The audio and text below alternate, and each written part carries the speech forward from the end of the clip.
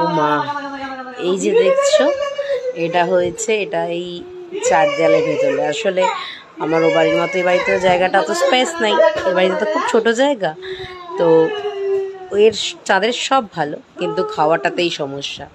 তো ওকে ওই জন্য খাওয়ানোর জন্য এখানে আমার বাপি খুব মিমিক্রি করে, আর এটা হলো আমার বাপির মিমিক্রি। তুমি দেখো না, আমার ক্যামেরাতেই আসছে না দুজনের কাণ্ডটা। দেখেছো দেখেছো, ঠিক খাওয়াতে যাবে ও পালিয়ে যাবে। দেখলে দেখলে দেখলে, ঠিক খাওয়াতে যাবে ও তখনই পালিয়ে যাবে।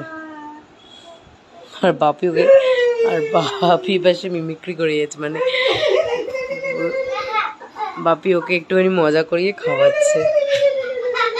মা তুমি একটু সাইডে সরো না, তুমি এমন জায়গায় বসে আছো না।